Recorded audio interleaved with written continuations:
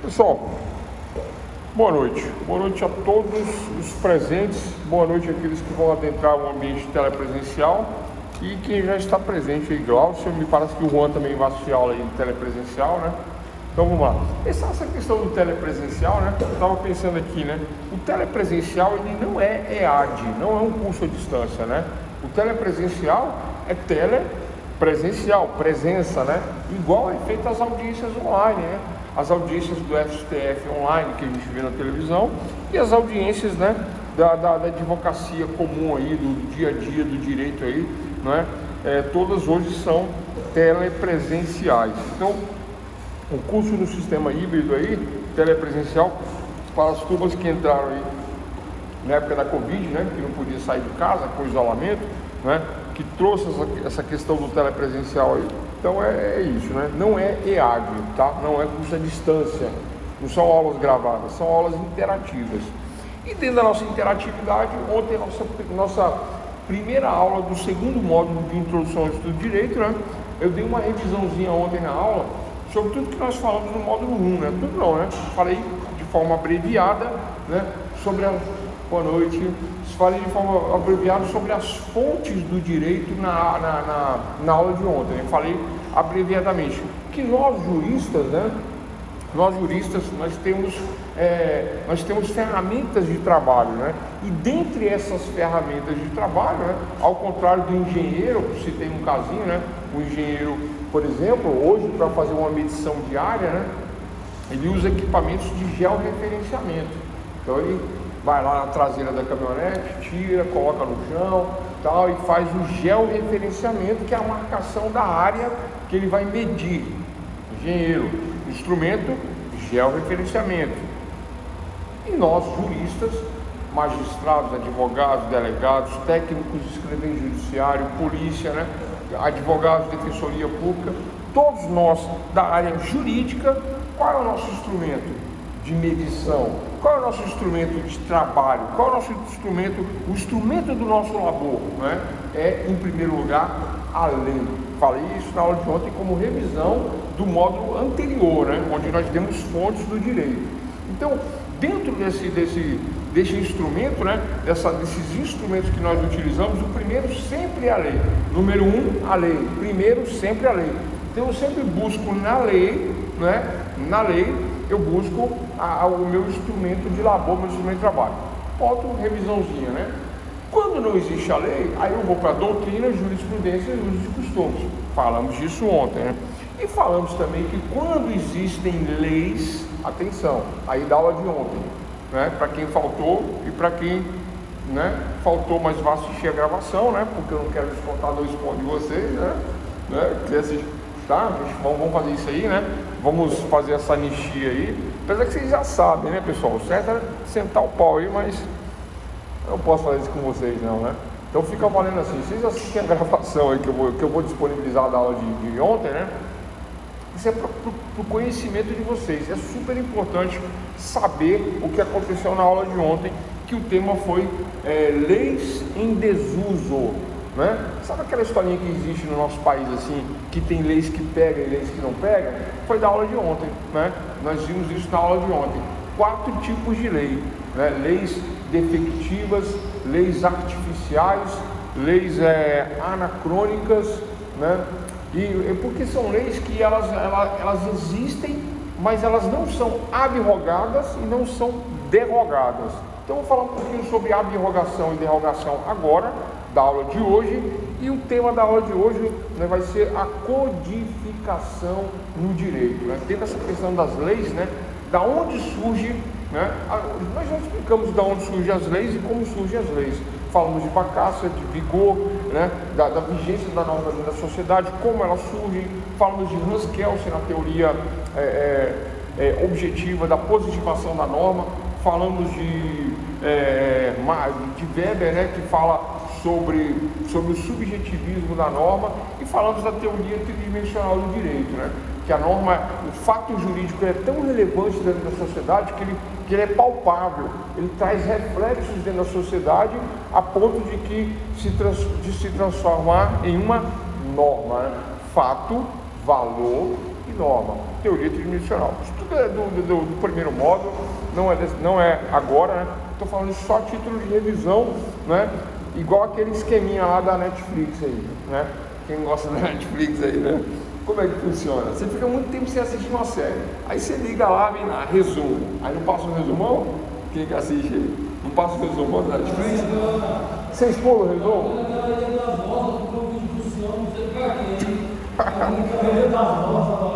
Guilherme, você assistiu? Não é bom? Cara, é muito bom. A plataforma, na Ilha das Rosas, o cara queria fazer e acontecer e não podia, né? Por quê? Porque tem normas, porque existem normas dentro da sociedade, existem leis, né? Existe, por exemplo, a codificação do direito que nós vamos falar hoje. Mas a polícia tomou o carro dele, ele falou, como assim tomou meu carro? O carro é meu. Aí a polícia falou, não, precisa emplacar, precisa colocar documento. Ele falou, não, mas eu que fabriquei, por que eu vou emplacar? Eu falei, não, porque existem regras do Estado. Aí o cara ficou indignado porque tomaram o carro dele, né? E ele pensando com o amigo dele, ele falou, poxa, mas como é que a gente pode viver num lugar assim? Não é possível, né? E aí eles descobriram um banco de areia, não é isso? Um banco de areia próximo da praia e construíram 500 metros. Eu não lembro. Mas era bem pertinho, era bem próximo. Os caras pegaram um banco de areia, fizeram um negócio de engenharia muito bem feito.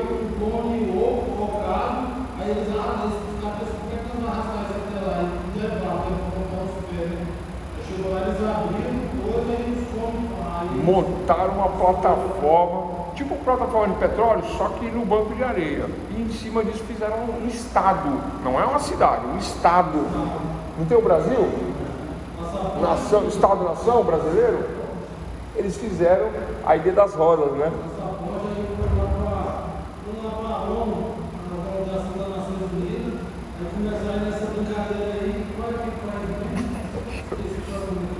Teve vários países que foi contra, teve vários, França, Inglaterra. Muito bom. Esse filme Ilha das Rosas, ele fala muito dessa questão do surgimento da lei, do direito consuetudinário, que a gente vai falar agora na aula de hoje, e principalmente a formação do Estado, né? O Estado soberano. Os caras fizeram o Estado ali, né? No final, né? Vamos contar o final não, né? O filme é bom demais, o filme é bom, o filme é bom.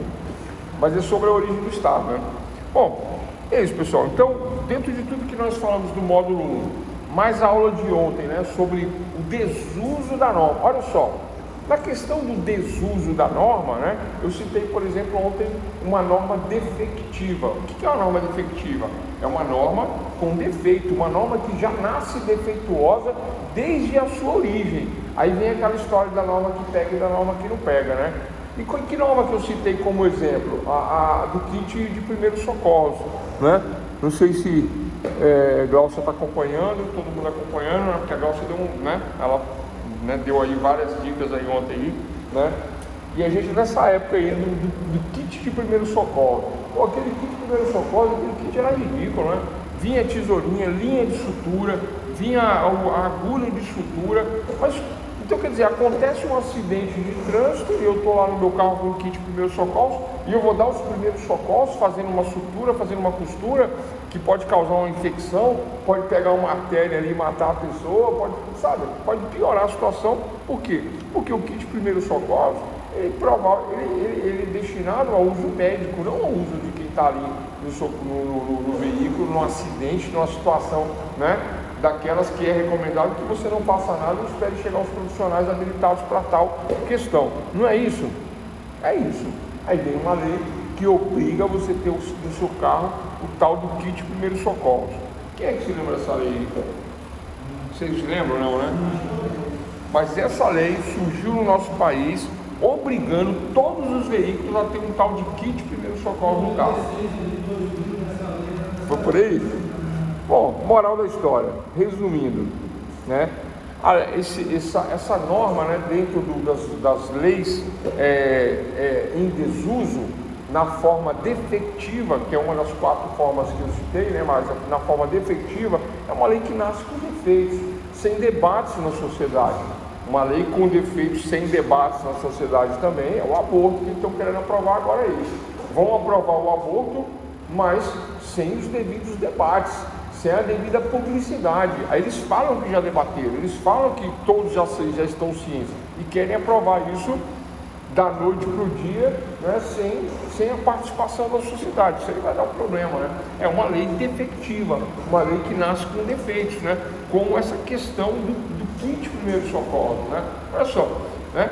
Então é obrigado você utilizar o kit primeiro socorro dentro do carro. O que acontece? Todo mundo correu, comprou, faltou o kit, não tinha nas farmácias. Aí você tinha que montar, comprar tesourinha, comprar esparadrapo, comprar várias coisas que eram exigidas na lista lá. No final, o que aconteceu, pessoal? Pouco tempo depois, não foi muito tempo não, pouco tempo, né? Primeiro que isso era motivo de piada, né? Você tem um kit primeiro socorro, né? O pessoal botava junto com o kit primeiro socorro uma latinha de cerveja, uma aspirina, para poder, né, tirar saldo do negócio que não funciona. E outras coisas mais, né? E surgiam vários memes e piadas, etc. Bom, moral da história. Essas leis em desuso, leis que não pegam, ela não é abrogada nem é derrogada. Ela simplesmente não serve, ela não funciona, as pessoas não cumprem, não vão cumprir, as pessoas se recusam a cumprir. É a chamada lei defectiva, né, neste caso. Eu citei o caso da lei anacrônica, né, que com o passar do tempo ela perde o uso devido a uma evolução da sociedade. O doutrinador fala que é evolução. Eu já disse, né, na minha opinião, que esse termo evolução é equivocado. Não existe uma evolução da sociedade. Existe uma mudança na sociedade, mas evoluir não, né? Então agora eu vou usar maconha, K9, porque o ministro fala que até 60 gramas pode, né? Então eu vou usar maconha, K9, K9 é foda. Eu vou usar maconha e é uma evolução. Não é evoluir isso aí, né? Isso aí é uma involução, né? Você se agredir com entorpecentes é uma involução. Então, essa é a questão que está sendo colocada em pauta aí, não como evolução, né, mas como uma mudança de comportamento na sociedade. No Canadá, por exemplo, tudo lá é liberado. Você pode comprar qualquer tipo de droga e aí cada um faz o que quer da sua vida. Mas parece que lá nem isso eles gostam, né? No Canadá, acho que eles não fazem nada, não fazem filho, não fazem nada, não tem lazer, não usam droga. No Canadá eles não fazem nada. Não é por isso que o governo está pagando para o pessoal morar lá. Eu venho morar aqui, menino, mas ninguém quer, né? Parece que nem. Acho que é muito ruim morar lá, né? nem liberando droga. Lá tudo é liberado, mas ninguém quer ir para lá. Não sei qual o problema. Acho que é o frio também, né? Bom, pessoal, codificação do direito, tema da aula de hoje. Vamos entrar direto no tema. Olha só. Vou falar dos aspectos gerais da codificação do direito, né? Ex facto ius oritur. Ex facto, né, por força do fato, ius oritur, origina-se o direito, né? Jus oritur, origina-se o direito. Então, por força do fato, origina-se o direito. É assim que a gente abre com esse brocado a codificação do direito, né? É assim que nós abrimos a forma de se compreender o direito, né? Ex facto ius oritur, né? Ou seja, do fato nasce o direito. Isso significa que o ordenamento antigo, todo o ordenamento antigo, do antigo até o atual, né? Da codificação antiga até a codificação atual, e mesmo antes da codificação, antes dos códigos, né? Antes dos códigos, tudo vinha, tudo nascia de quê? De usos e costumes. Nós já falamos isso várias vezes aqui, né? Usos e costumes, né? Que dá força no fato jurídico relevante, que debatido em sociedade vira norma, né? A norma para nós cumprirmos, né? Então, os anseios por um direito mais definido, os anseios de quem? Nosso, da sociedade. Nós temos essa ansiedade de ver claramente as regras do jogo, né? Que o pessoal muito reclama de instabilidade jurídica no Brasil. Dizer que no nosso país, né, há uma instabilidade das instituições que ora, né, cumprem aquilo que já está codificado, está no código, e ora não cumpre aquilo que está codificado, aquilo que, né, está no código. Ora cumpre, ora não cumpre. Isso gera uma insegurança, isso gera uma instabilidade. Então, ex fato ius oritur, né? Do direito nasce, né? Do fato nasce o direito, e desse direito, o que eu quero desse direito? Eu quero a positivação desse direito. O que é a positivação? Falamos várias vezes. É escrever o direito escrito, né? Então eu terei uma lei, uma positivação deste fato. Então este fato eu vou regulamentar, vou regular o fato. Então, por exemplo, ao trafegar pelas vias públicas, né? Ao avistar a faixa de pedestres, né? Isso é muito comum em Brasília, né? O pessoal, né,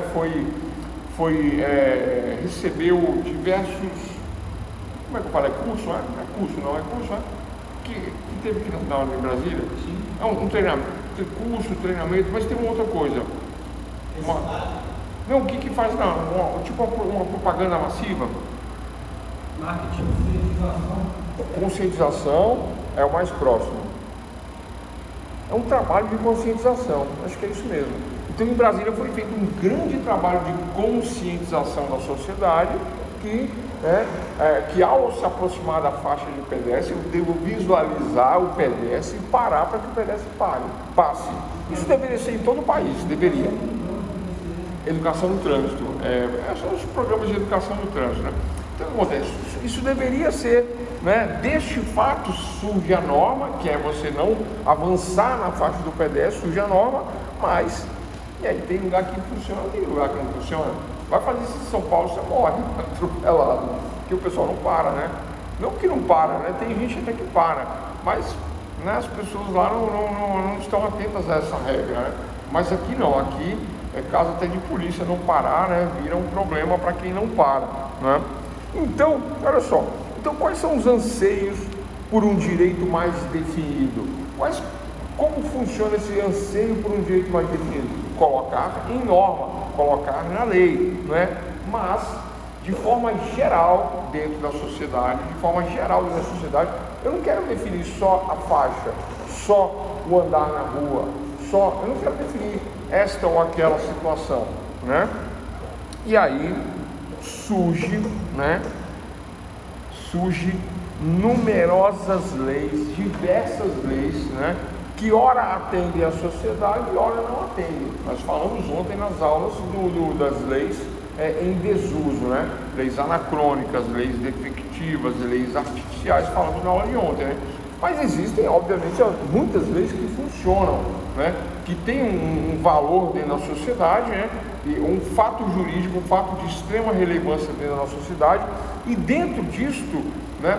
Dentro desse conceito de fato jurídico, fato que funciona, o fato que dá vazão à norma e a norma funciona. Olha só, a sociedade, né, já se manifestava antigamente, né, e isso uma sociedade mais simples, né, as mais antigas já se manifestavam sobre a codificação das normas de sociedade, que é pegar todos os nossos usos e costumes. Já vamos falar disso aí, assunto que vocês gostam, que vocês entendem, né? Por exemplo, a questão do cristianismo, né? Eu tinha um modo de vida lá no Egito, né? Eu era escravo, mas eu fazia meu peixezinho ali, assava meu peixe, né? Meu churrasquinho com a ovelha e tal, tinha minha vida de escravo, mas tinha minha vidinha lá tranquila. Cultuava vários deuses, né? Fazia oferendas, ofertas. Se eu queria ter um filho, eu cultuava o Deus da fertilidade. Se eu quisia ter prosperidade, eu cultuava o Deus da prosperidade. Se eu queria ter, além do meu casamento, né, mais uma outra situação por fora, eu cultuava aquele Deus também daquela situação, né? E tinha o Deus da cerveja, tinha o Deus do vinho, tinha o Deus do trigo, tinha o Deus das festas, né? E etc e tal. Então essa era a vida no Antigo Egito, né? Tranquilo, né? Sem nenhum problema. Mas, com toda aquela passagem que vocês conhecem, né? Do Êxodo, né? A passagem de uma era para uma nova era, de um povo para um novo povo, de uma forma de constituição do Estado para uma nova forma de constituição do Estado, né? de um estado politeísta para um estado monoteísta, né, de um só Deus, né, de ideias antigas para ideias novas, ou ideias velhas, né, mas trazidas com o povo numa concepção de uma nova, né, de uma nova civilização. Eis que surge os costumes dessa nova civilização. Enquanto que a antiga era monogâmica e politeísta, a nova era monoteísta mais poligâmica. Olha que contradição, né? As tribos que saíram do Êxodo, né? Estes cristãos, né? Eles tinham, por exemplo, né, como hábito ter, por exemplo, 2, 3, 4, 5 esposas, né? E de onde vem esse costume de ter 4, 5, 6? Dos patriarcas que antecedem eles mesmos, né? Então, antes de Moisés, né, fazer essa passagem, outros, né, anteriores, né, como Abraão, Isaac e Jacó, tinha esse costume poligâmico, e a poligamia estava muito ligado ao chefe da família, né, ao patriarca, ao patriarcado da família. E esse patriarca, ele como homem, ele tinha como objetivo, né, ter o maior número, fecundar o maior número possível de mulheres para aumentar a sua própria família, porque nesta época, atenção como funcionam as coisas, nessa época, ao contrário de hoje, né, hoje você tem um trabalhozinho formal, dentro de uma sociedade formal, dentro de diversas limitações que nós temos hoje. Hoje nós temos diversas limitações. Aí quantos filhos você quer hoje? Um ou nenhum, porque, né, tem a despesa, tem um gasto, tem tudo isso. Você quer um filho ou nenhum? Pode botar um, né? 2, se der um acidente, 2, ou 2 no máximo. Mas na época não. Quantos filhos você queria? 10, 12, 20? Quantos filhos a mulher pudesse te dar? Então, para não sacrificar a mulher e colocar 10 filhos na mulher, então 4 mulheres com 2 filhos, tem 8 filhos. Se eu tenho 8 filhos homens, eu tenho 8 trabalhadores dentro da minha família, ou guerreiros dentro da minha família. Esse é o uso e costume que ninguém fala. Ninguém fala. O pessoal já pensa assim: nossa, tem 2, 3 mulheres. Não, não é isso. Não tem nada a ver com ter 2 ou 3 mulheres para se satisfazer com 2 ou 3 mulheres. Não, né? A cultura é outra, a ideia é outra. A ideia é: se eu tenho 10 mulheres e tenho 2 filhos em cada mulher, eu tenho 20 mulheres, ou 20 filhos.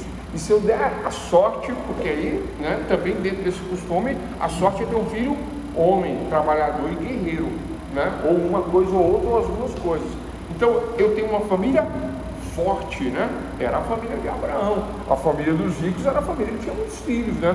Muitos filhos, muitos guerreiros, muitos trabalhadores que fortaleciam a família. Eis o costume que não se fala na Bíblia, que não se fala na história. Esse é o costume.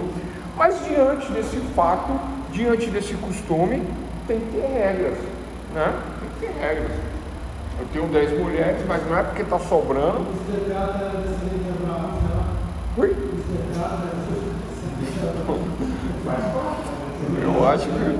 Eu acho que é a mesma ideologia, né? Mr. Catra. Mas na palavra está escrito que a descendência seria numerosa como os areias do deserto. E aí o que acontece? O objetivo é essa questão, né? Mas aí, o direito simplesmente legislado, né, em numerosas leis, ela não atende à sociedade. O direito simplesmente legislado não atende à sociedade. Então, mesmo naquela época, o líder, Moisés, né, o líder, ele compreendeu essa questão, ele entendeu que não bastava transferir via oral, questão de usos e costumes, que não bastava dar, né, exemplos e ficar fazendo julgamentos, porque isso gera uma instabilidade na sociedade. Ele resolveu fazer o quê? Codificar. A história das 10 tábuas é um pequeno código, né, um microcódigo, né, de 10 leis, que cada lei ali resume vários costumes, né, como não cobiçar a mulher do próximo, que é justamente isso. Não é porque eu tenho 10 que ele vai vir aqui pegar uma das minhas. Não, uma 10 para você. Não, uma 10 para você, né? Então, isso fazia muito parte da cultura deles. E a outras, né, não matarás, não furtarás, né, e outras questões mais. né, que está nessa lei mosaica, que é uma codificação de época, né? Mas a gente vai falar disso também, né, mais à frente. Mas só para introduzir, né, essas questões, essa sistematização, esse sistema normativo codificado, ele surge para trazer estabilidade à sociedade, estabilidade social, estabilidade para quando, por exemplo, eu me caso, não é? Mas eu sei quais são as regras do casamento. Por quê? Porque está em um código. Qual é o código? Código Civil. Código Civil. Ah, professor, não é uma lei de casamento? Ah, a lei do casamento está dentro do Código Civil. Eu faço um contrato com um colega meu. Onde está isso? Código Civil. Eu sofro um acidente. Código Civil. Código Civil. Eu exijo uma reparação. Código Civil. Compra e venda. Código Civil. Aluguel. Código Civil. Vocês entendem a codificação? E o que é o Código Civil? É o código da sociedade civilizada, exatamente. O Código Civil é o código da sociedade civilizada. Então, eis que surge a importância da codificação, desde lá os antigos. E aí temos, por exemplo, né, o conceito de código. Qual é o conceito de código? O que eu posso dizer? Como eu posso chamar de código? O que eu posso chamar de código, né? Primeira coisa é o seguinte, os códigos antigos, eles eram códigos baseados, assim, escritos a esmo, né? Então eu subo uma montanha, uma grande montanha, vou lá para essa montanha, fico lá em meditação, em oração, em contato com o divino, né? E recebo orientações e escrevo um código. Qual é a base científica disto? Nenhuma. Zero. Não tem base científica aí, né? Porque a ciência, que é o conhecimento, envolve um método, e o método é o caminho para a aquisição do conhecimento, né? Mas através de métodos lógicos, de métodos de pesquisa que me induz a uma prática comprovada por teses, né? Tese, antítese, síntese ou experimentação. Então, isso aí são as bases científicas.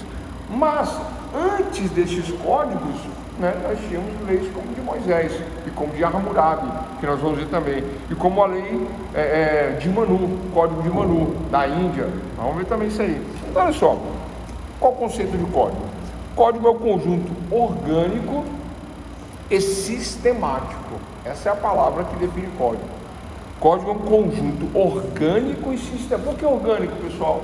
Porque eu tenho várias áreas, casamentos, sucessões, alimentos, né? Então o código ele é orgânico e sistemático, né? É o conjunto orgânico e sistemático de normas jurídicas escritas e relativas a um amplo ramo de direito. Escritas e relativas a um amplo ramo de direito. Qual o ramo do direito, né? Então eu tenho um Código Civil e de que ramo estou falando? Estou falando do ramo de sucessões, né? Os donos de determinada propriedade vêm a óbito e deixam herdeiros. Esses herdeiros vão sucedê-los na propriedade, direito das sucessões. Então esse é um ramo, por exemplo, do direito civil. Aí qual outro ramo do direito civil que eu preciso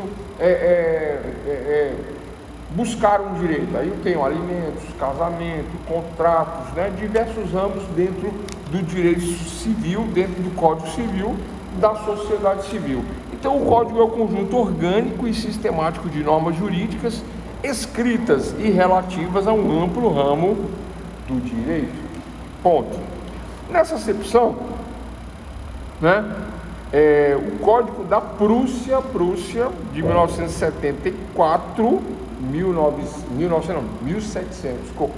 o Código da Prússia de 1794 foi o primeiro código a ser realizado nessas bases que eu estou falando aqui, bases científicas, né?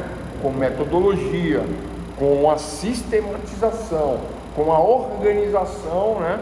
Por isso que eu falo que o código ele é orgânico e sistemático, uma organização, né, dentro de um sistema em ramos do direito, né, dentro de um código. Então o Código da Prússia foi o primeiro. Lembrando que a Prússia é a antiga Alemanha, né? Então é isso. E aí eu vou falar um pouquinho mais sobre isso aqui. Esse código reúne em um só texto disposições relativas a uma ordem de interesse. Pode abranger a quase totalidade de um ramo, como o Código Civil, né? O Código da Prússia, né, ele era um código único, como o Código Civil, como nós temos o Código Civil, né, e também dividido em ramos, dividido em vários pontos do direito, baseado numa metodologia, né, com divisões e etc. Tal. Mas por ser o primeiro, né, ele não era perfeito, ele era muito específico para a região e por isso que ele foi pouco copiado. Aliás, ele não foi copiado. O que foi copiado desse Código da Prússia foi o método, né? Os outros códigos que vieram depois dele também se utilizaram de métodos de organização e de uma sistematização e de uma positivação, que é o código escrito, né? Pessoal, lembrando o seguinte, o código não é como a CLT. Vamos fazer a diferença aqui agora, você tem essa dúvida, né? Professor, CLT é um código? Consolidação das leis trabalhistas é um código? E a resposta é não. Código é código, CLT é CLT, né? E lei é lei. Né? Eu falo ali do Cátia, eu lembrei, né? Como é que é? Romance é romance, lance é lance, né? Aí CLT é CLT e código é código, né? A CLT é a consolidação das leis trabalhistas. Então eu tenho um conjunto de normas que funcionam excepcionalmente bem, sem problemas, e que para fazer uma mudança dessa consolidação de leis trabalhistas e fazer uma abrogação de todas as leis. O que é uma abrogação? É a absoluta revogação da norma. A abrogação é a absoluta revogação da norma, né? Abrogação. Derrogação é uma revogação parcial da norma. Derrogação é uma revogação parcial da norma. Se eu tenho uma norma e mudo um artigo, derrogação. Se eu mudo 2 artigos, derrogação.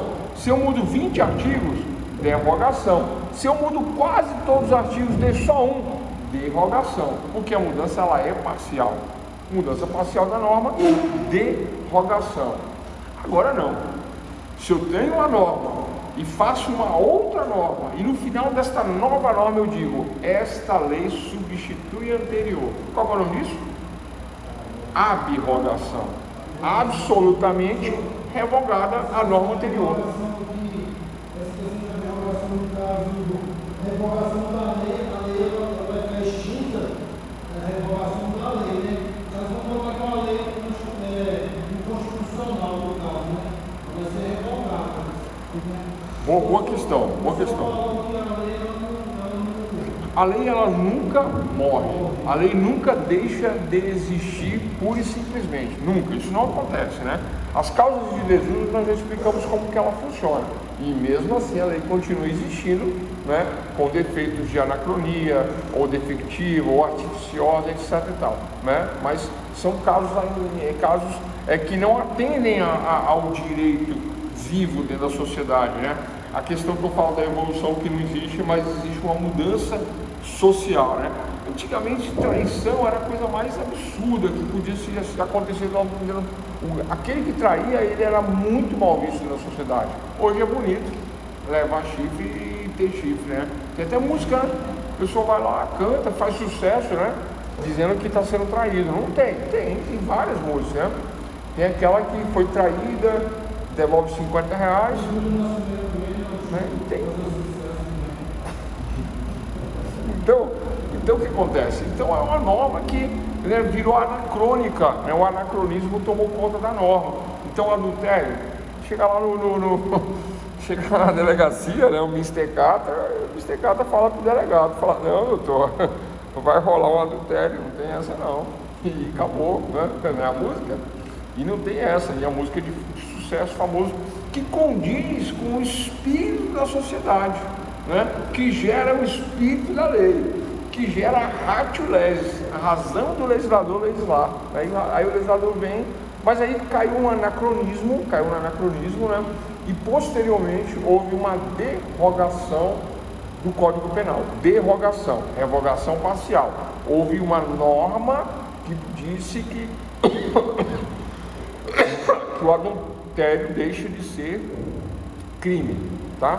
Porque a norma nunca deixa de existir. Tem que existir uma outra norma para dizer que parcialmente ela foi modificada ou que totalmente ela foi modificada. Então, ab, de absolutamente revogada. Uma norma inteirinha substitui outra inteirinha. A abrogação, absolutamente revoga o anterior. Na derrogação, é sempre parcial. Por exemplo, o Código Penal, que é antigo, nosso Código Penal ele é antigo, vivem falando em mudanças do Código Penal. Mas vamos mudar todo o Código Penal? Não, muda o que não é bom e deixa o que está bom aí, né? Ah, mas quase tudo não é bom. Não, é negativo. O Código Penal ele é muito bom, tem muitos aspectos, né? Bom até demais. Mas tem coisas realmente que é complexo, né? Por causa do sistema de interpretação, por causa do sistema hermenêutico de interpretação, que nós vamos até falar isso mais para frente, né? De uma interpretação hermenêutica, de interpretação de uma hermenêutica sistemática da norma. Lembrando que Hermes, quem que é Hermes? Hermes é filho de Júpiter, né? Que é um tradutor. Se Hermes fosse crente, ele era o cara que fala em línguas, se fosse, né? Mas como Hermes não é crente, é filho de Júpiter, é filho de Deus Júpiter, Zeus, né? Então Hermes, ele é rápido e ele fala a língua dos homens e dos deuses, Hermes, né? E já que ele é filho de Júpiter, ele sabe a língua do pai dele. Então o pai dele chama ele e fala assim: Hermes, vai lá e transmite para a humanidade esse recado para mim aqui, na língua dos deuses.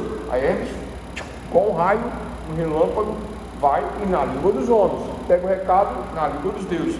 Então daí vem a hermenêutica de Hermes, é isso, Hermes. Agora, o que é uma hermenêutica sistemática? É a do Código Penal. Muitas vezes o estudante chega no final da faculdade e não sabe que o Código Penal tem duas partes, não sabe. Vocês sabiam?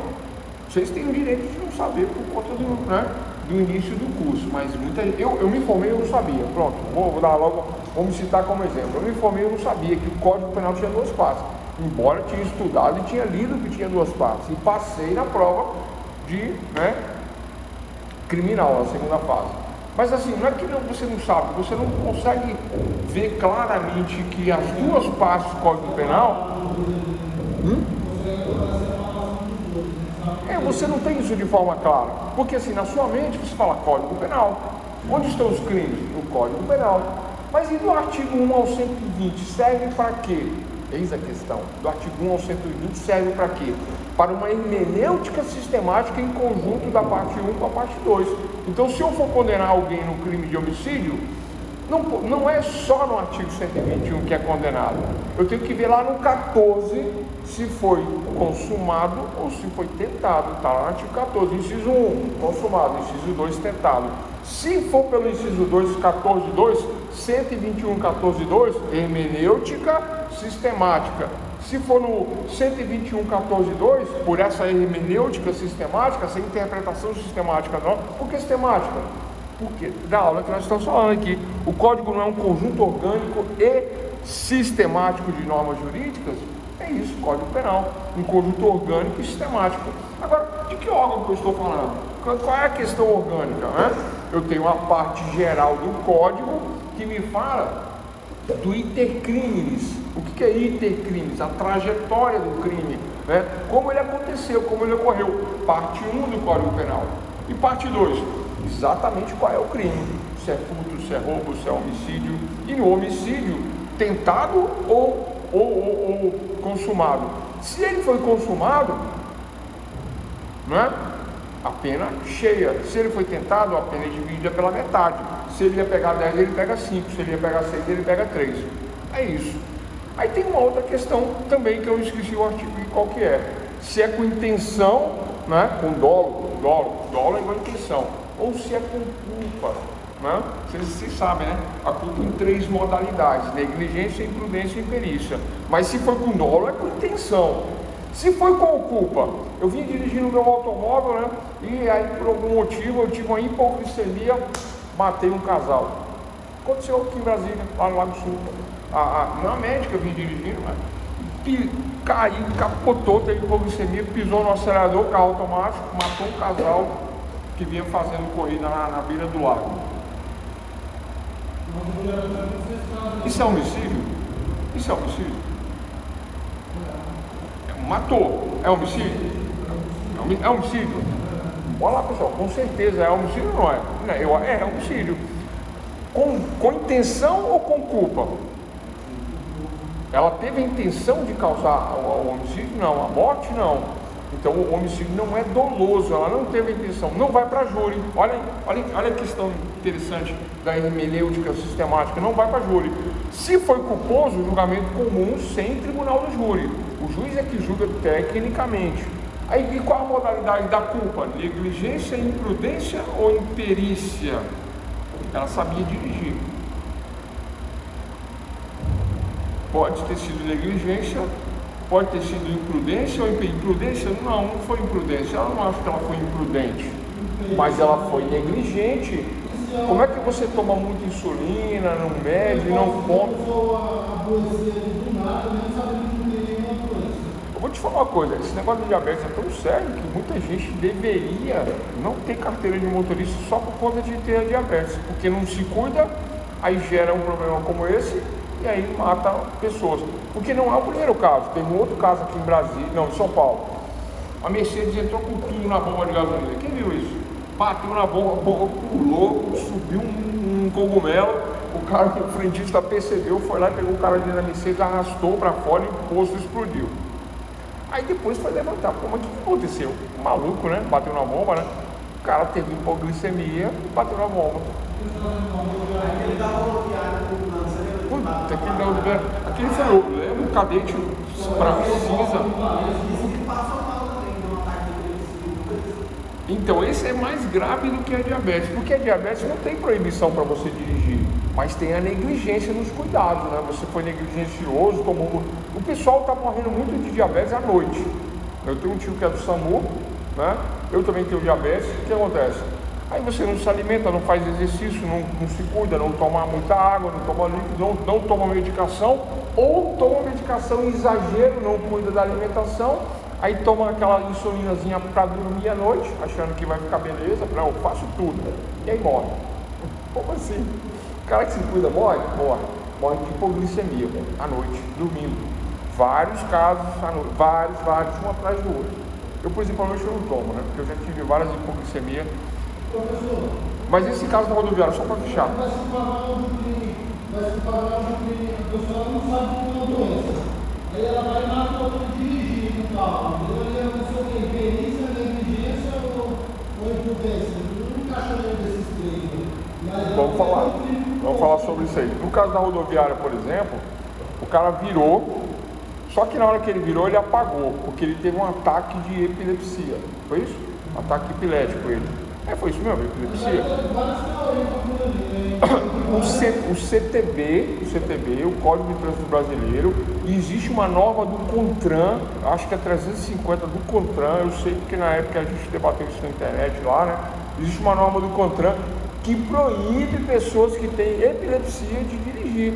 Aí uma pessoa ficou chateada comigo e falou: você é mentiroso, você é isso aqui, você não sabe nada, essa proibição não existe. Aí eu mostrei a norma do CONTRAN proibindo, né? Mas por que a pessoa passa nos exames? Vocês já fizeram o exame?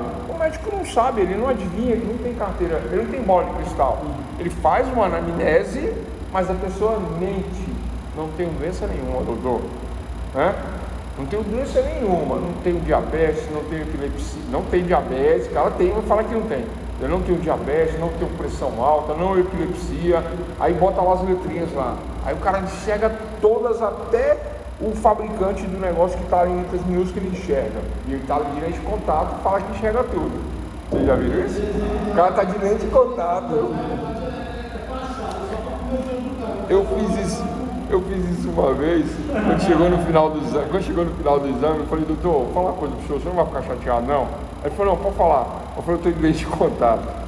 Aí ele ficou bravo na hora, mas aí deu risada. Ele falou: tá, eu devia ter prestado atenção nisso, o errado sou eu. Eu falei: não, foi só uma brincadeira, isso não leva mal não, né? Eu sei que você tem muito trabalho. Aí ele falou: não, beleza, mas vamos fazer cianante. Aí eu fiz cianante, aí beleza, com óculos eu enxergo, né? Mas aí ele botou o uso de lentes corretivas. Se eu não tivesse feito o exame com lentes de contato, passava. A culpa é do médico? O médico não é oftalmologista, aquele médico ali. Ele está ali como clínico geral. A mesma coisa dessa questão da epilepsia, que é proibido. Qual é a modalidade do crime? Negligência, imprudência ou imperícia? Imprudência.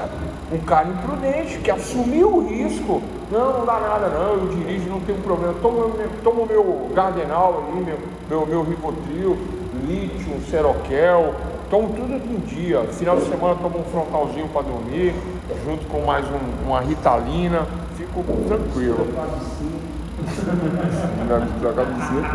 Aí o cara morre, né?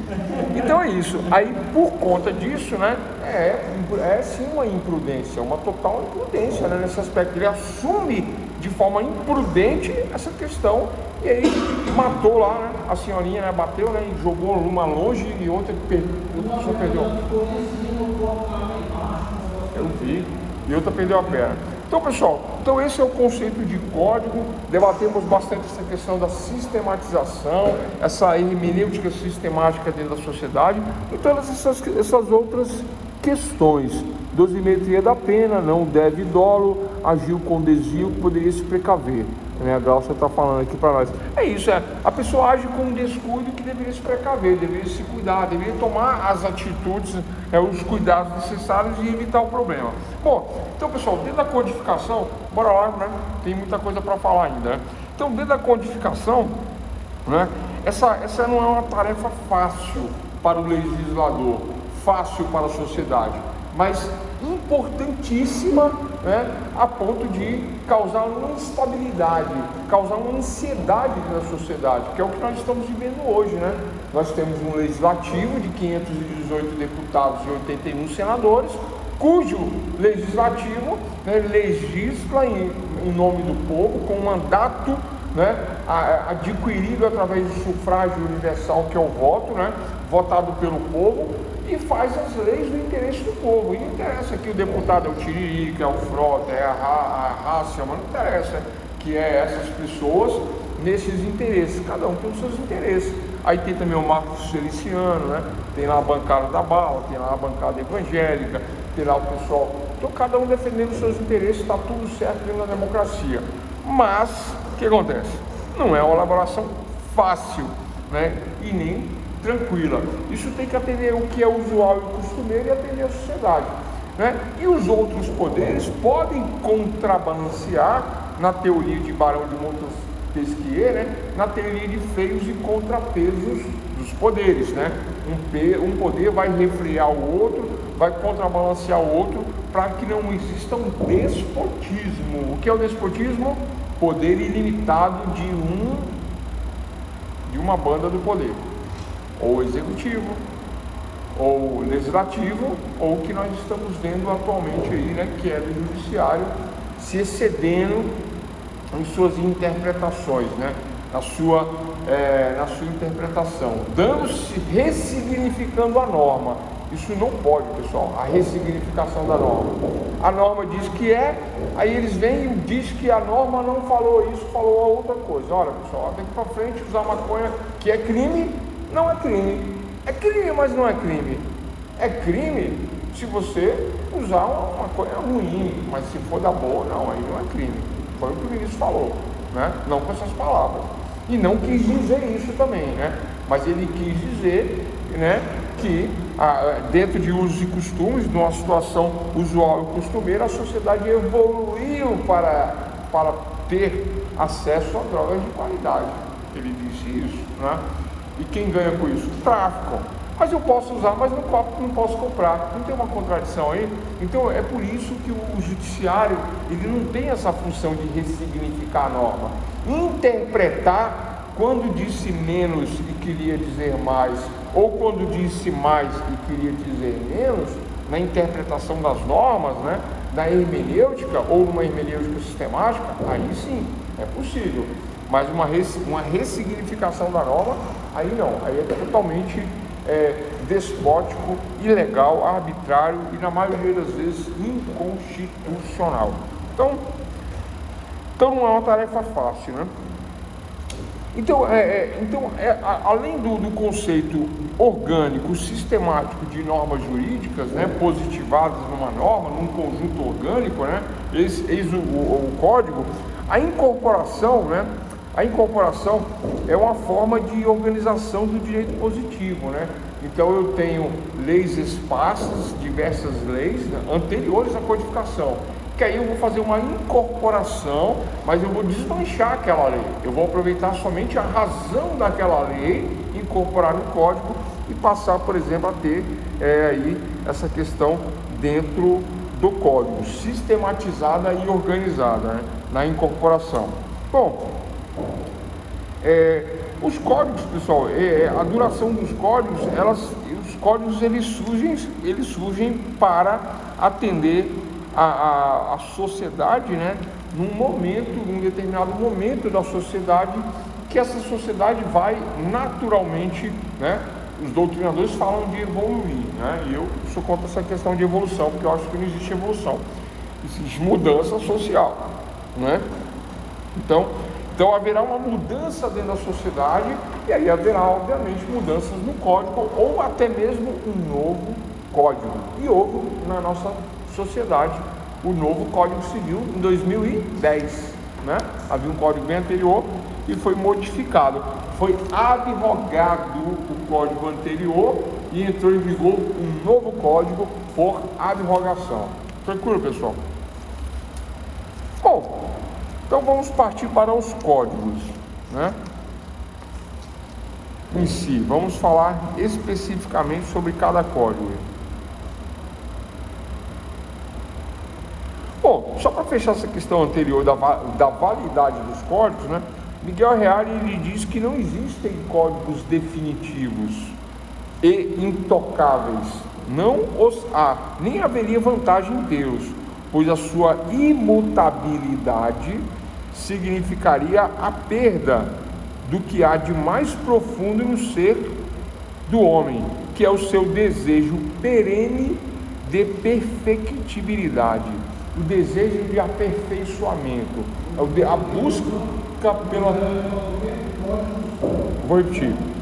Segundo Miguel Reale, essa questão do tempo de validade do código, né, como eu falei, né, existe os doutrinadores falam de evolução, e eu falo de mudanças na sociedade. Então o código ele não pode ser fixo, engessado, porque a sociedade vai mudar, aí o código vai mudar naturalmente, né? Obviamente, acompanhando. Primeiro por pequenas derrogações, derroga, faz mudanças, aí chega uma hora que fala assim, pô, vou mudar tudo, aí faz uma derrogação, muda tudo. É isso, né?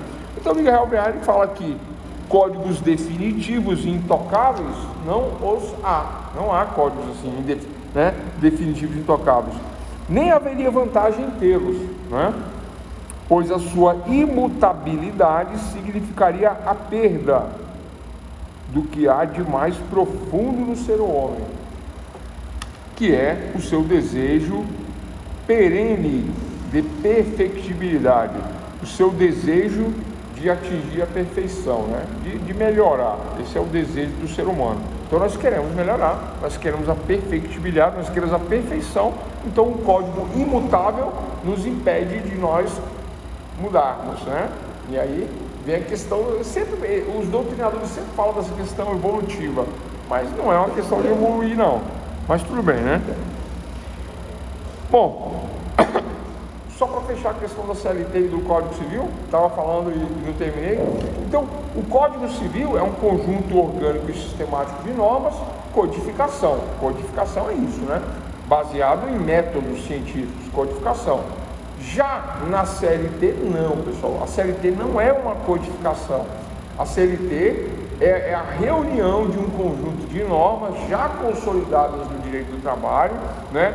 Aí essas normas são organizadas dentro de um compêndio, como a Bíblia, 66 livros, Antigo e Novo Testamento, em 2 partes. Não é assim? Então ali é como se fosse uma CLT.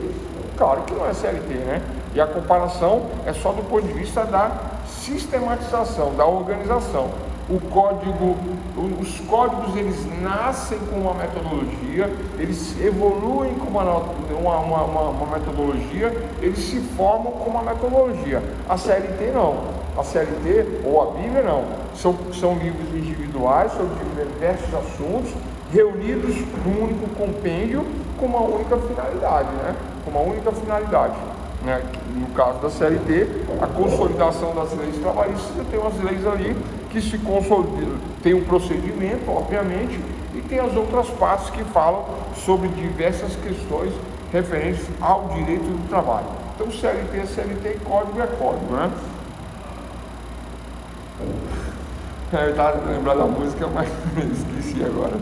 Né? Então é isso, CLT é CLT e código é código. Então vamos lá, pessoal. Códigos antigos, considerações sobre os códigos antigos. Olha só, então a primeira questão, né, dos códigos antigos, né? Na acepção antiga, o código era um conjunto amplo de normas jurídicas escritas.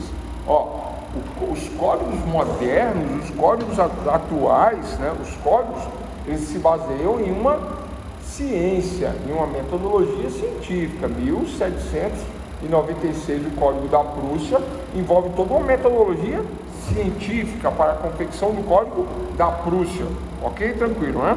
Agora não, nos códigos antigos não, né? Era um conjunto amplo de normas escritas, normas jurídicas escritas, né? Sendo que o menorzinho deles é o Código de Moisés, com 10 leis, mas isso depois, 10 leis no início, tá? Logo no Gênesis aí foi 10 leis, mas depois em Levíticos, que é o livro das leis, os costumes, né? Costumes e leis é Levíticos, né? Aí surgem diversas leis, né, mosaicas, tem lei para tudo, como se matar um carneiro, como se matar uma rolinha, como se matar um bezerro, como se sacrificar, como se colher isso, como se colher aquilo, como fazer um voto, propósito, uma oferta, como se pagar o dízimo, né, que não era dinheiro, né? Eram 12 tribos, sendo que uma tribo vivia de quê? De oração, de colheitas, etc. Tal, vivia para Deus. Essa 12ª não realizava trabalhos mundanos, realizava trabalhos espirituais. Aí das outras 11 tribos eu tirava 10% e pagava a 12ª tribo e fazia uma divisão de tudo por igual em 12 tribos. Isso é o dízimo. Se vocês fizerem essa conta, vocês vão ver que 11 menos 10% de cada uma vai dar justamente a 12ª parte que falta para uma tribo, que é chamada de dízimo. Aí era pago, não é, para que os outros sobrevivessem. Pago em trigo, pago em trigo, em comida, etc., mantimentos, óleos, né? Cada um com sua função, isso é dízimo. Então existia essa questão na época. Então esses códigos antigos, né, na acepção antiga, né, eles eram um conjunto de normas jurídicas escritas. Então tinha norma para isso, norma para aquilo, norma para tudo, né? Normas antigas. Não obedecia uma sequência lógica. Anotem aí, não obedecia uma sequência lógica. Não apresentava divisões. Era um pró-diviso, né? Se juntava uma norma disso aqui, uma norma daquilo, uma norma sobre o dízimo, uma norma sobre a oferta. Aí logo em seguida uma norma sobre como matar um bezerro, né? Qual o sacrifício que eu devo oferecer, né? Então a ovelha não pode ter defeitos, não pode ser manca, não pode ter mancha, tem que ser perfeito, tem que ser o melhor, né? Então eu separo a melhor ovelha, essa é a norma. Mas essa norma, ela não vem num órgão sistematizado dentro da metodologia, não. Eu acabei de falar sobre o casamento, aí eu já falo de matar a ovelha aqui mesmo, né? Na sequência, porque alguém falou, vamos anotar aqui, colocou-se lá. Sem essa divisão, sem uma organização, sem uma sequência lógica, né, um conjunto amplo de normas escritas. E não se limitava também a disciplinar um ramo do direito, falava-se de tudo, né? Dízimo, oferta, propósito, matança, homicídio, não furtarás, não roubarás, né? Como se casar, os costumes dentro de um casamento. Você sabe como é que é a questão do casamento? Como se consuma um casamento nessas religiões? Não. Né? A primeira coisa, a mulher tem que ser virgem, né? E aí faz o casamento arranjado entre as famílias e a consumação é na hora. Sabe aquela festança, música alta e uma barraquinha no meio? Ali se consuma o casamento, né? E o nome disso é conhecer a pessoa, né? O noivo conheceu a noiva, é isso, chama conhecer. O noivo conheceu a noiva, né? Então se consuma ali no ar. Então tinha essas questões que eram disciplinadas nesses códigos antigos. Por isso que depois da festa tem que mostrar o lençol com sangue. Por isso, é isso, para provar que consumou-se a relação, que o noivo conheceu a noiva, né? É nessa situação. Então vamos lá, pessoal. Quais são os códigos antigos? Na aula de hoje nós vamos falar de códigos antigos, se der tempo de falar de todos, nós falamos, os antigos vamos falar de todos, e provavelmente os códigos modernos vai ficar para a aula que vem, né? Mas hoje vamos falar dos códigos antigos. Primeiro código antigo que nós vamos citar é justamente o código de Hammurabi, H-A-M-U-R-A-B,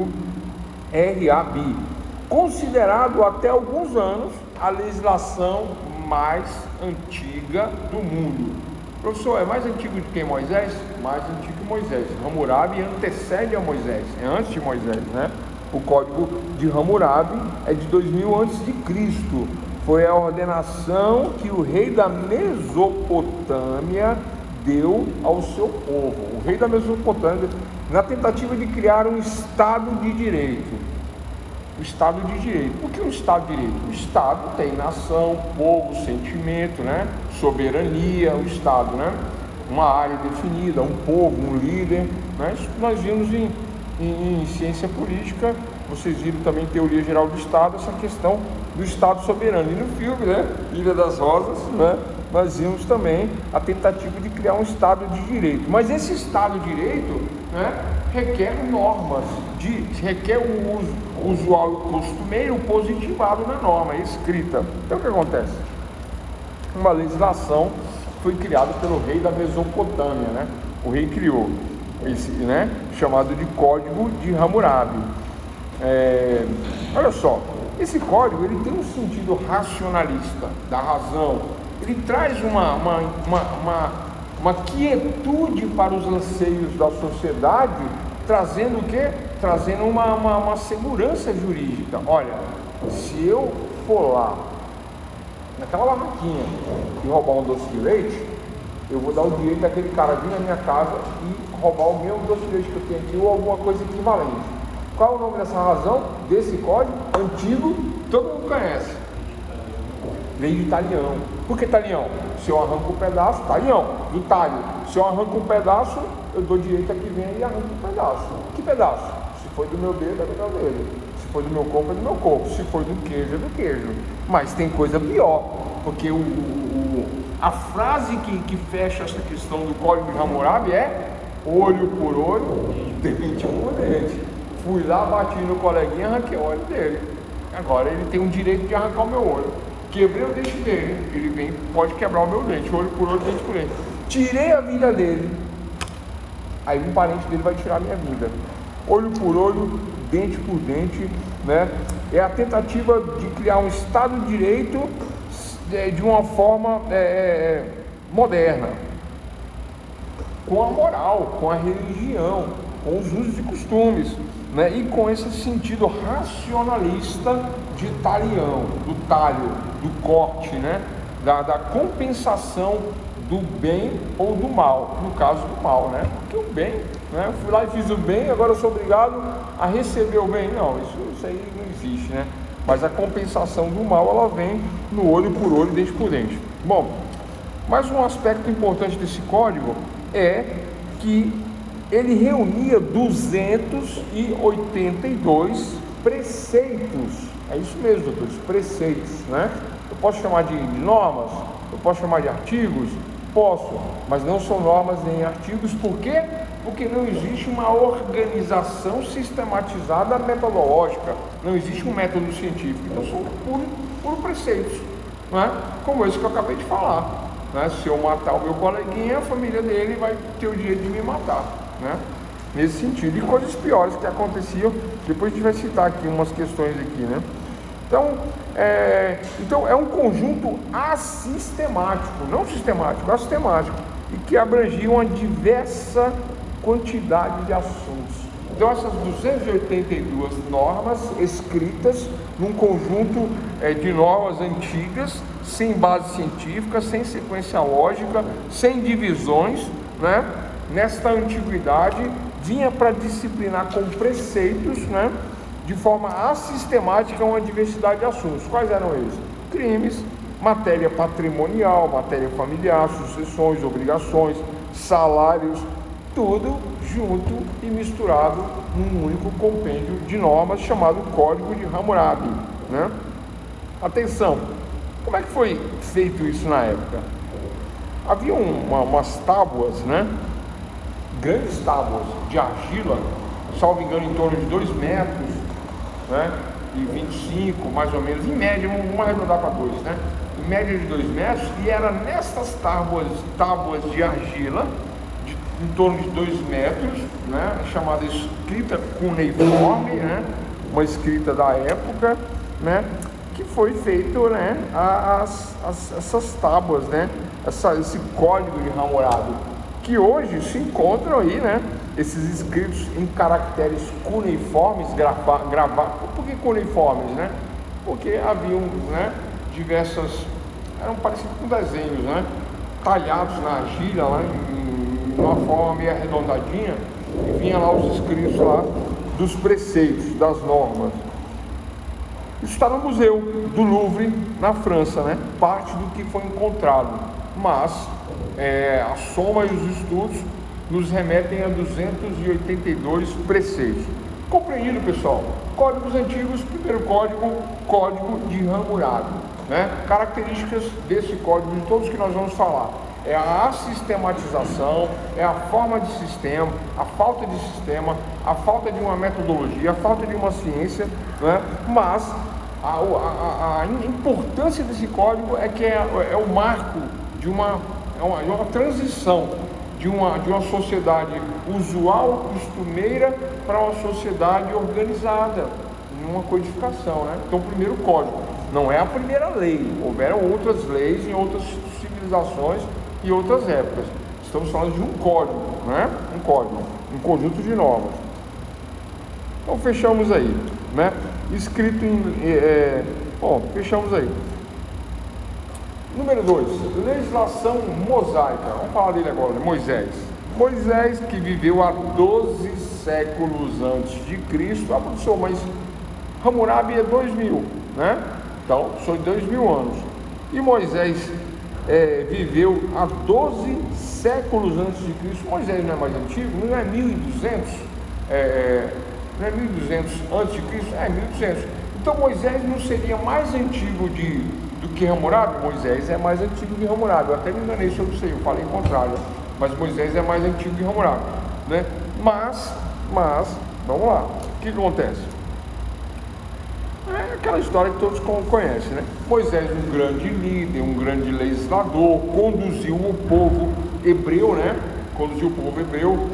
O pessoal confunde muito essa questão de hebreu e judeu. O que é o hebreu? O que é o judeu? Qual é a origem do hebreu? Qual é a origem do judeu? Abraão, Isaac e Jacó. De onde é o povo hebreu? Hebreu de Abraão. Esse é o povo hebreu, que vem lá de Abraão, que é o primeiro patriarca, o primeiro de todos. Abraão, Isaac e Jacó nessa linha de descendência. Abraão, Isaac e Jacó, chegou em Jacó, aí veio toda aquela questão do Egito, aí que saiu, veio o êxodo, aí depois começa Saul, Davi, Salomão, aí essa outra linhagem nessa sequência, que eles descendem de quem? De Abraão. Quem que eles são? Hebreus. Só que nessa questão de Hebreus, do filho de Abraão, 2 filhos, né? Samuel, que é o filho que eles falam que é a serva egípcia, né? Mas é uma outra história. Mas tudo bem, vamos usar essa linguagem. E tem o filho de Sara. O filho de Sara é o prometido, né? Abraão, Isaac e Jacó, o filho de Sara, salvo engano, é Isaac, né? Abraão, Isaac é o filho de Sara. E Samuel, o filho da egípcia, que partiu para o outro lado do mundo, né?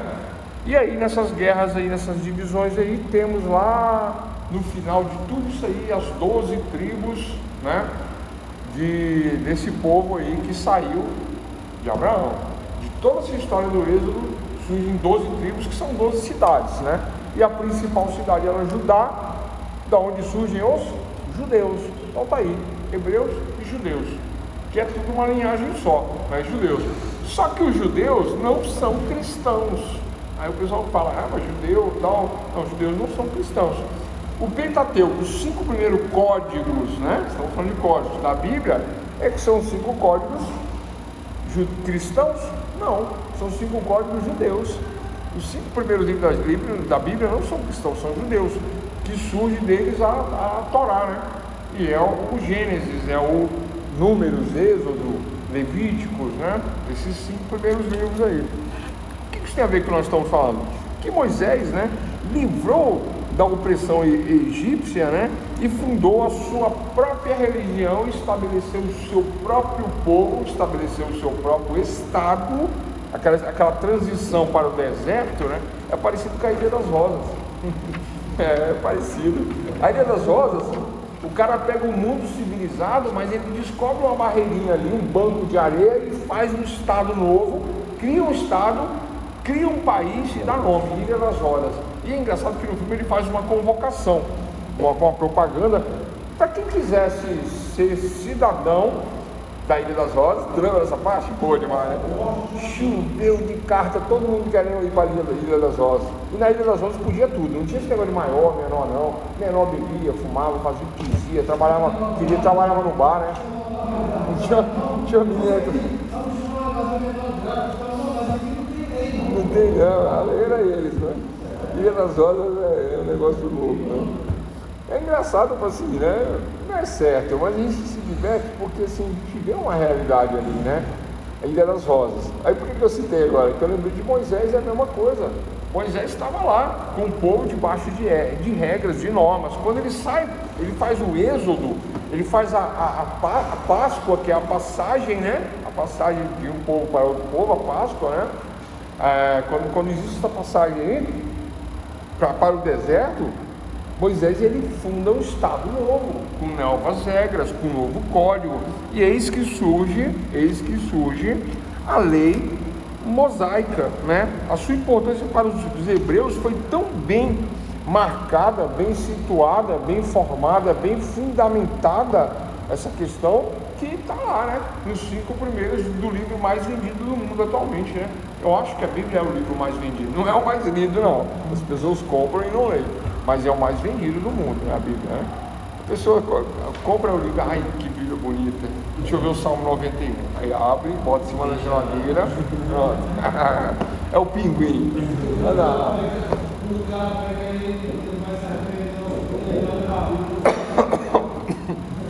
Né? Aí ensinar, eu vou ler Salmos, eu quero aprender Salmos, que eu vejo meus amigos falando de Salmos.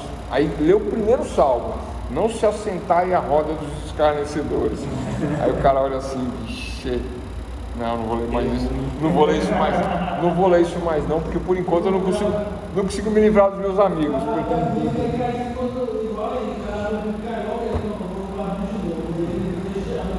Então, é um conjunto de normas baseadas nos costumes, né? E que traz essas questões, né? Ninguém quer estar debaixo de uma norma, mas existe essa norma, né? E Moisés, assim como o cara das rosas lá, né? E Ilha das Rosas, né? É porque o sobrenome dele era Rosas, né? Aí era Ilha das Rosas. Eu só entendi isso vendo o filme, né?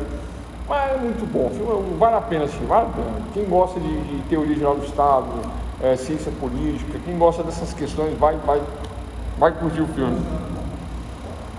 Bom, e é isso, né? E a história de Moisés não é diferente. Moisés pega o teu povo, traz o povo, funda um estado com normas, né? E a legislação que o profeta concebeu, onde é que ela está? A legislação que o profeta Moisés concebeu, onde que ela está? Hoje. Vamos lá, pessoal, hoje. Onde está a legislação de Moisés? Falamos agora. Também, né, mas mais amplo. A aula é codificação. Os 10 mandamentos é uma tábua de leis, né? 2 tábuas, né? 5 de cada lado. Eu não posso chamar isso de uma codificação, né? A lei mosaica, o decálogo, isso. Eu não posso dizer que esse famoso decálogo de Moisés é um código. Por isso que ele não é o mais antigo é o de Hammurabi, né? Como código. Mas a legislação de Moisés codificada está no Números, Levíticos, Êxodo, Gênesis e o último que eu esqueço o nome sempre, mas são 5. É nesses 5 livros. O Pentateuco é a codificação de Moisés, né? É a prova do profeta reunida no Pentateuco. Está lá a codificação. Não são as 10 leis, não é o decálogo. O decálogo são 10 leis. Mas essa codificação, lembrei, Deuteronômio, é Gênesis, Êxodo, Gênesis, Êxodo, Levítico e Números. Levítico é o livro das leis, é o livro das leis, as regrinhas, como casar, aí depois que tem um ato sexual, o que tem que fazer, aí tem o negócio de se lavar, aí eu vou orar, vou me alimentar, aí eu tenho que virar pro leste, salvo engano. Vamos supor pro leste aqui, né? É aqui mesmo. Eu faço uma referência, né, a Deus, eu me ajoelho, aí eu vou me alimentar, eu lavo as mãos, lavar as mãos é um ato de purificação, como se eu estivesse lavando todo o corpo, então tudo isso está em Levíticos, né? Então eu tenho Gênesis, né? Gênesis é a criação do mundo, é a criação de tudo, como Deus fez tudo. Êxodo é essa passagem do Egito. Levítico, o livro das leis. Em Números, houve uma contagem no deserto. E ao contrário do que parece, né, e do que as novelinhas da Record mostram, Números nos diz que a cidade do deserto chegou em torno de 220 mil habitantes. Tamanho de São Carlos, né? Só que sem o Tusca, porque Moisés não ia permitir o Tusca, não, né? E por último, o livro Deuteronômio, né? O último livro é Deuteronômio. Tamanho de Planaltina, né? Então, pessoal, fechando aí a questão de Moisés, né? Então temos aí o Pentateuco como esse segundo código aí. Terceiro código, vamos lá. Tem 1, 2, 3, tem só 3, pessoal, para acabar a aula. Vamos levar direto? Porque senão eu posso dar um intervalo também, que a hora é 9 horas, né? Vocês que sabem. Tranquilo? Então, vamos lá. Então, lei das 12 tábuas. Todo advogado costuma ter um anel de ouro com a pedra vermelha. Você sabe por que vermelho, pessoal? Vermelho é vida, porque o sangue é vermelho e jorra a vida nas nossas veias. É a vida, vermelho é vida, é isso é vida. Aí o pessoal fala, não, vermelho é esquerda, vermelho é morte, é isso, é guerra. Não, nada a ver, vermelho é vida, né?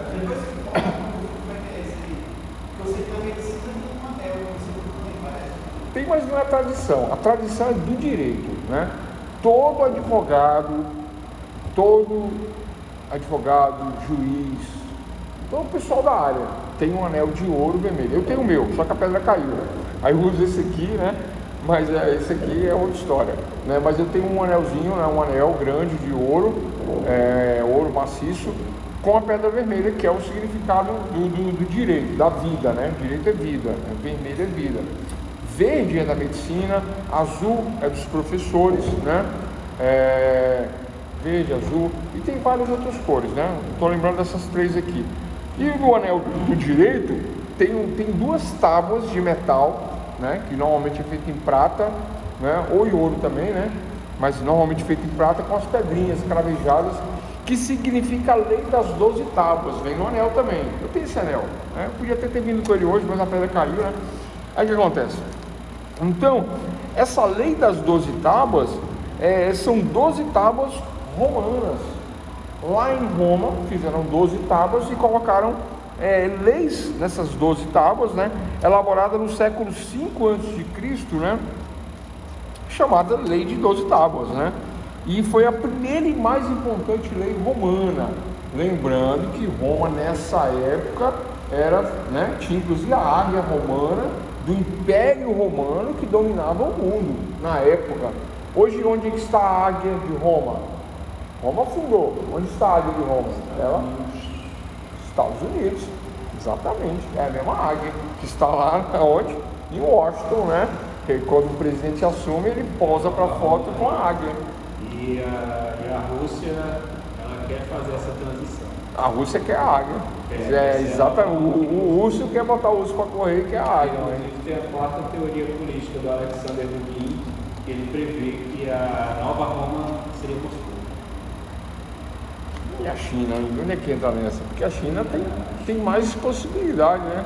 Acho eu, né? Só acho, né? Bom, Lei das 12 Tábuas, né? Teve esse marco fundamental, né? Surgiu de uma incansável luta entre hebreus, olha só, entre plebeus né, e os líderes romanos. Pessoal, plebeu de plebe, né? E quem é a plebe? É o povo romano, sendo que a plebe não é como cidadãos hoje que somos, né? Cidadãos hoje que somos, com direitos e deveres. Não, a plebe está ali, né? A plebe está ali servindo, porque servindo, pagando altos impostos para meio que sobreviver ali sob a proteção de um reinado, né? Um reinado despótico, né? Um reinado monárquico, despótico, autocrático, sem direitos, só com obrigações. Então isso é uma plebe, né? Não é? Que pleiteava codificação. A plebe pleiteava uma codificação. A plebe, né? Os plebeus da época de Roma falavam, poxa, né? Precisamos ter uma segurança jurídica, né?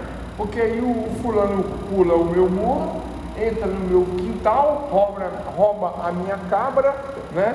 Suja a água do meu poço, rouba o meu tapete, eu vou lá e mato ele, mato a mulher dele, mato a família dele. Como é que fica isso aí? O que eu devo fazer? O que eu não... Vocês entendem isso?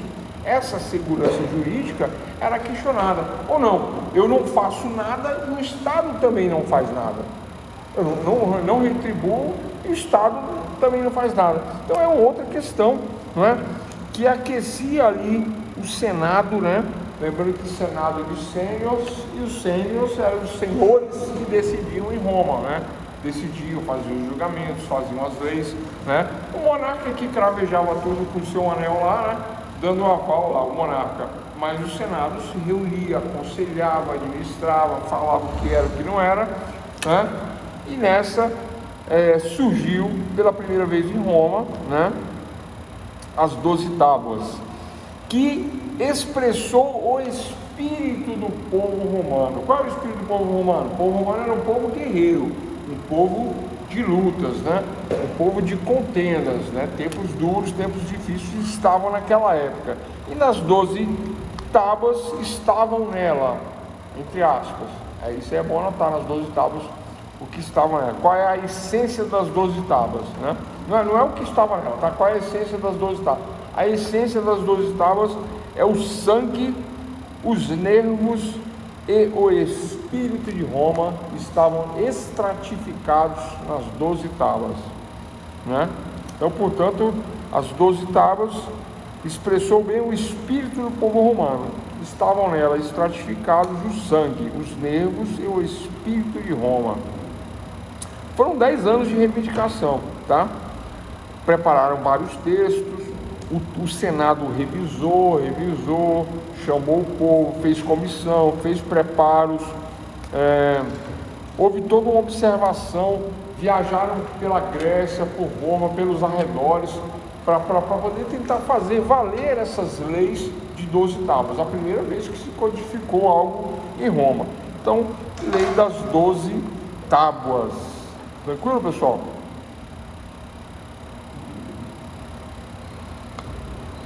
Bom, o problema das leis das 12 tábuas, né? Nós temos só um aspecto negativo aí das 12 tábuas, tá? É que alguns historiadores, né, divergem sobre a existência dessa lei de 12 tábuas, embora seja muito famoso as anotações, os historiadores comentando sobre estas leis, mas dizem que não há provas da existência da lei das 12 tábuas. Parece que encontraram algo, né, escrito em madeira, mas não se encontrou a coleção completa das leis das 12 tábuas, né? Então não há como se verificar com certeza a existência dessa... Oi? Da codificação antiga, eu estou citando aqui o terceiro código, lei das 12 tábuas, né? Romano. Tranquilo? Então uns falam que foi escrito em madeira, outros falam que foi escrito em bronze, né? E uns falam que achou parte, outros falam que não achou nada, e aí vai. E fechamos aí lei das 12 tábuas. Vamos para o quarto agora, Código de Manu, M-A-N-U, Manu, escrito em sânscrito e elaborado entre o século II a.C. e o século II depois de Cristo, né? 200 antes e 200 depois, né? Houve 400 anos de elaboração desse Código de Manu, que é da Índia, né?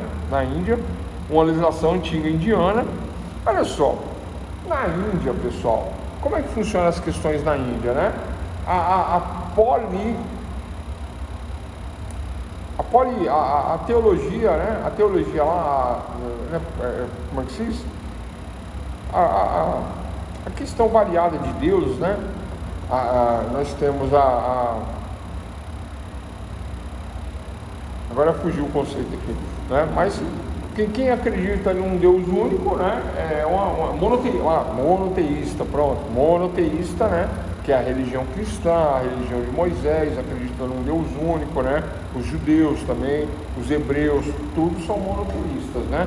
Mas os politeístas, como a Índia, né?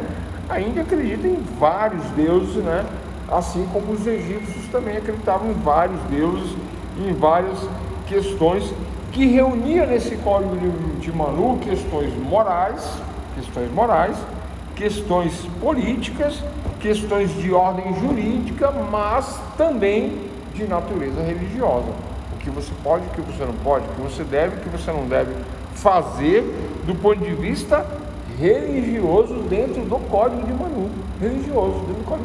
No Código de Manu tinha as questões da religião dentro do código. É como se eu abrisse o Código Civil e no Código Civil me obrigasse, por exemplo, a acender uma velinha toda sexta-feira ou todo domingo, me obrigasse a ir à missa no domingo, né, se eu fosse católico, ou me obrigasse a entregar o dízimo, né, Malaquias 10, né, e aí vai, né.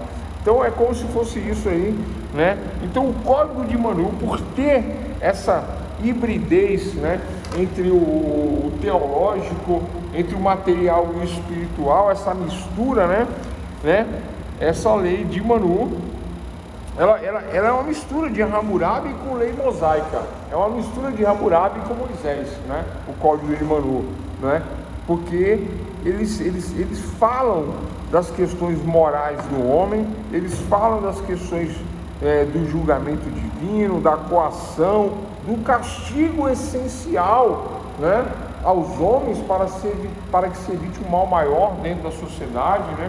Então, se você vai por esse caminho, você sofrerá consequências espiritualmente, mas não só espiritualmente. Se você for pego fazendo isso aqui, a gente vai te punir com a nossa lei dos homens, né, não lei divina. Então, esse Código de Manu, né, ele tinha também aquela questão da divisão, que vocês devem ter observado aí, né, quando saiu na novela, a divisão entre os Brahmanes, né? Como é que é? Brahmanes, né? O que é o Brahma, pessoal? Brahma, o que é o Brahma? É o número 1, né? Ronaldo Fenômeno era Brahma, né? Era o número 1, né? Brahma, a cerveja número 1, e os Brahmanes, pessoal, Brahma vem disso. Os Brahmanes é a casta número 1, é a casta menor, mais rica, mais poderosa, mas não é só questão de poder financeiro. Eles têm uma preferência, Deus prefere os Brahmanes. Se você nasce Brahma, Deus prefere você do que os Dalits, que é lá da última casta, lá que cata cocô na rua,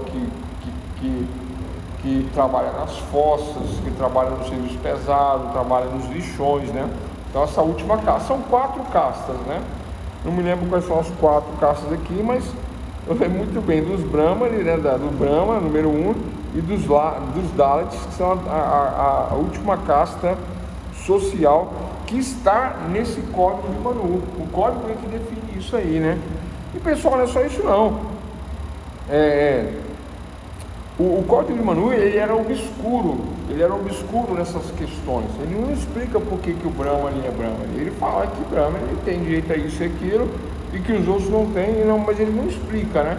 E tem lá as sentenças, tem as punições, tudo de acordo com a origem do direito, com a origem divina, respeitando e acatando a religiosidade, a fé, essa questão moral, né, dos seus idealizadores. Tá, só para fechar, o código de Manu é um código injusto, ok? Anotem isso aí. O código de Manu é um código injusto. De todos os códigos, o de Manu, ele é o código mais injusto que tem, por conta dessas questões que ele não explica, por conta do obscurantismo e dessa taxação aí, e essa confusão entre moral, divino, social, coação, castigos essenciais, né? É isso. Tem a classe sacerdotal, né? É a classe dos brahmanes, né? Tranquilo, né? Fechamos mais esse código. Bom, agora vamos para o 1, 2, 3, 4, 5. Alcorão, pessoal. Para fechar, vamos falar de Alcorão. Para fechar a aula de hoje, Alcorão. Aí ficou fácil, né? Alcorão, porque nós falamos do Pentateuco, né? Falamos de Moisés, falamos bastante de Moisés, né? Agora falar de Alcorão, ou Corão, né? É mais ou menos que botar a cereja no bolo, o bolo tá pronto, né? Vamos botar a cereja para ficar bonito, né? Eu fui na casa de uma cliente muito rica, né? Aí ela, e a cereja maravilhosa, isso e aquilo, e eu falo demais, né? Eu fui me meter pra quê, né? Eu falei, mas cereja, onde é que é cereja? Chuchu, né? Vocês sabem, né? Vocês sabem, pessoal? Vocês não sabem? Então vou contar pra vocês. Não existe negócio de cereja do bolo. Aquela cerejinha que você compra na latinha, que custa uma fortuna, que vem naquela calda gostosa, ela é bem bonita, aquilo não é cereja, aquilo é chuchu. Os caras cortam o chuchu certinho, cozinha e tal, e dá um sabor ali de cereja lá, e ele é artificial, mas fica igualzinho, é uma beleza, é uma beleza. Aí ela comeu, me olhou assim na cara assim, hã? Ela olhou assim e tal, tipo assim, né? Pô, estragou, né? Aí eu fiquei quieto, falei, poxa, por que eu fui falar? Aí o pessoal começou a dar risada e falar que eu tava, não, ele tá mentindo, ele tá falando isso pra tirar sal. Aí o pessoal já saca o celular e começa no Google. Cereja feita de chuchu com talinho de plástico. Aí a minha falou assim, mãe, pega o talinho aí. Aí pegou o talinho. Cara, nem eu tinha visto isso. O talinho não era de plástico. Todo mundo tirou sarro, brincou e tudo. Cereja de chuchu. E vocês sabem que existe camarão artificial feito de chuchu? Pois é. Porque o camarão é sabor e diz que o paladar, né? Parece que são 7 sabores e 4 tipos de textura. Acho que é isso. 7 sabores, 4 texturas, ou são 4 texturas, ou são 4 sabores e 7 texturas, não sei. Mas aí tem que ter a textura do camarão e o sabor do camarão. Aí eles fazem um sabor artificial, bota no chuchu e faz uma textura igualzinha do chuchu. Eu não sei se é com batata que faz, que aí você morde e fica crocante, durinho, igualzinho o camarão. Aí você acha que está comendo camarão, é chuchu.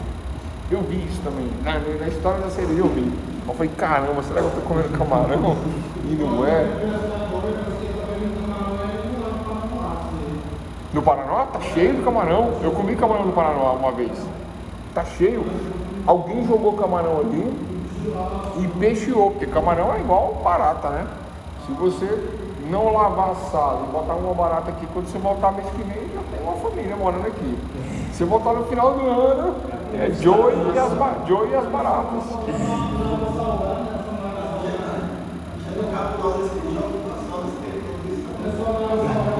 E o camarão é igual. O camarão não é considerado a barata dos oceanos, tal, porque faz um processo de limpeza, né? Por isso, né? Então é isso, pessoal. Então o Alcorão, do início do século VII, o Alcorão, ou simplesmente Corão, é o livro religioso e jurídico, livro religioso e jurídico de quem? Dos muçulmanos. Lembra da história que eu contei? Né? Deus falou para Abraão, Abraão, não interessa que você tem 100 anos, eu sou Deus, né? Então se eu digo que você vai ter um filho com Sara, né? Que era Sarai, aí ele mandou chamar Sara, mudou o nome dela, que Deus mudava os nomes, né? Você tinha um nome e Deus mudava o seu nome de acordo com o que você mudava, né? Tanto é que Abraão era Abrão, um cara que aceitava ordens, humilde, etc e tal. Mas quando Deus testou a fé de Abrão, falou assim, você foi testado, aprovado, né? Aquilo que era de mais precioso eu te dei e você ofereceu para mim sacrifício, então eu vi que você é de confiança. Então Abraão, você daqui para frente vai se chamar Abraão, que é o pai de uma grande nação, né? Com muitos filhos, Abraão. E Sara, a mesma coisa, Sarai, né? Sarai mudou para Sara, e Sara foi curada, né? E teve um filho com 100 anos de idade, né? Sara teve um filho com 100 anos de idade, né? Aí Moisés, que já tinha um filho, que era Samuel, passou a ter outro filho, que era quem? Jacó, né? Acho que era Ismael, boa, Ismael, teve Ismael, né? Aí ficou Ismael e Samuel, não é isso? Ismael e Samuel da Egípcia e Ismael. E aí nessa vida aí, né? Veio a descendência, veio toda a história, né? Mas a história do Alcorão, né? Vamos lá, o Alcorão, olha só.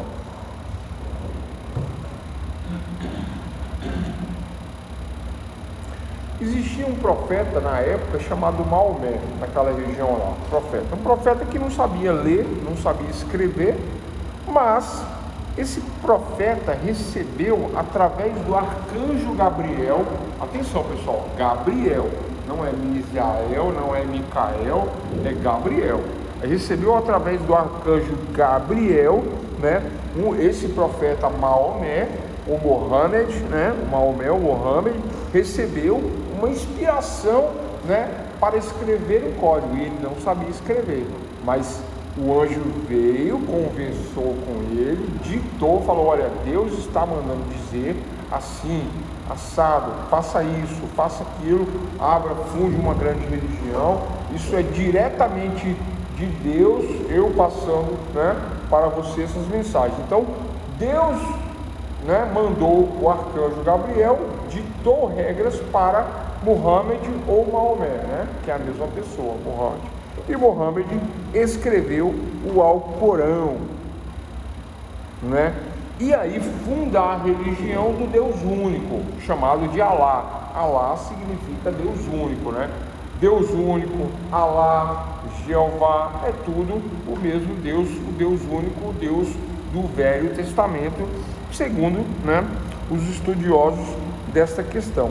Então Alá é o único Deus e Maomé é o seu profeta, porque ele que traz os conceitos, ele traz as religiões dentro do Alcorão. E o Alcorão nada mais é que o Pentateuco. O Alcorão é o Pentateuco, é o livro de Moisés, né? O Alcorão. Existe uma simbiose aí entre essas questões aí. Então o que acontece? Só que aí vamos lá para a questão da codificação, que é o tema da aula de hoje, dos códigos antigos, né? O conteúdo normativo, né, de Maomé, de Muhammad, é insuficiente, ele não é adequado, ele não reflete a sociedade, ele reflete o pensamento do profeta. O profeta diz: Deus falou assim através do anjo, eu não sei escrever, mas contratei um bom escriba, fiz o Alcorão, o Corão, né? E aí nesse Alcorão, essa é a norma. E aí eles fizeram a Sharia, que é uma lei, né? É um código que reúne Alcorão, reúne tudo, né? Tudo ali, tudo, né? Adultério, aí já não tem carta na história aí, né? Adultério lá, cava um buraco de 2 metros, coloca a pessoa, enterra, deixa só a cabeça para fora e faz o julgamento ali, a rodinha, condenou, apedreja, mata na pedrada. É um negócio horrível, né? E geralmente quem que morre nesses adultérios? As mulheres. É mais horrível ainda, né? É isso. Fora as normas que tem nesse código, né? Mas deixa eu falar, isso aí é problema deles, né? Não quero que caia nenhum míssil na minha casa, não.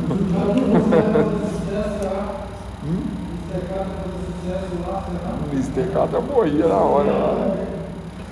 Então, pessoal, né? Então, com essa evolução histórica que nós temos nos dias atuais, 2023, o código foi ficando cada vez mais distanciado da realidade, incapaz de acompanhar a sociedade, né? Aqueles véus, a burca, né? A Shaila, né? Tem até a professora Shaila aqui, né? Vocês conhecem? Né? Tem uma professora que chama Shaila, mas Shaila é um véu, né? Aquele véu que elas usam chama Shaila. E porque na igreja, né, na igreja do profeta Muhammad, as mulheres são separadas, né, na hora do culto, né? Então os homens ficam de um lado e as mulheres ficam do outro lado. Os homens, isso tem uma igreja, como é que é o nome? Congregação Cristã, né? Tem isso do Brasil. É bonito, muito bonito. Eu já fui nessa reunião umas 3 vezes, achei muito bonito. Não é pra mim, né? Mas é muito bonito.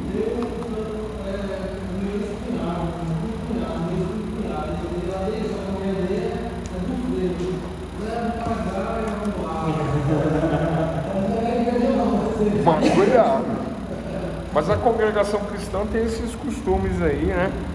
Que vem lá da religião do Islã, né? De Maomé, do Muhammad, né? Porque na realidade... O Islã tem muito preconceito com o Islã também. Porque assim, eles têm os costumes deles, a gente tem que respeitar os costumes deles, mas costumes muito antigos, muito em desencontro com a realidade. Na realidade, o Islã ele seria uma releitura do judaísmo e do cristianismo. Elas teriam essa proposta. Do judaísmo sim, do cristianismo eu acho que porque o cristianismo ele é pós-islamismo, ele é pós-judaísmo, né? Depois, porque vem Eles a figura de Cristo, mas só que... Porque primeiro vem os judeus, depois vem os cristãos. Sim. Porque também não existe, aí que tá, né? A religião cristã, ela é de Roma, né? Na verdade, né? Mas é que tá, Porque o Cristo não veio fundar uma religião, né? Ele veio com uma proposta profética. Aí depois de 300 anos é que se funda a religião, né? 326, no Bem, concílio. no caso você tem a aceitação do Estado ao povo cristão, né? Que foi Não, não é só aceitação, é a fundação mesmo dele. É tipo assim, bom, agora temos uma religião, daqui para frente vamos, né, ter a religião cristã, porque até então não tinha religião cristã. Existia o judaísmo, existiam as controvérsias, existia uma pregação do amor de Cristo, do evangelho de Cristo, que também não tinha o evangelho, porque ao contrário do que as pessoas pensam, a Bíblia com 66 livros, dos 66 livros só tem 4 evangelhos. Hã? Não, é bem antes, né? O cristianismo é do século 2 ou 3, né? Depois de Cristo, né? Porque na realidade, século 4, acho. na realidade, já no século II existem documentos por parte dos patriarcas. Não, tem até do começo, né? Eu falo assim, somos religião hoje, bom. Eles já admitem isso. Já dizem, inclusive, assim, que Mas eles dizem assim, eram somos cristãos religião. cristãos católicos. E Porque, fato é que a própria questão, por exemplo, quando a gente fala da Igreja Católica, ela, ninguém é dono, é com a crucificação de Pedro e de Paulo. ninguém é dono da verdade, mas assista, se você tiver um tempo, Alexandria. Já assistiu? Um grande filme, Alexandria. Alexandria conta toda essa história.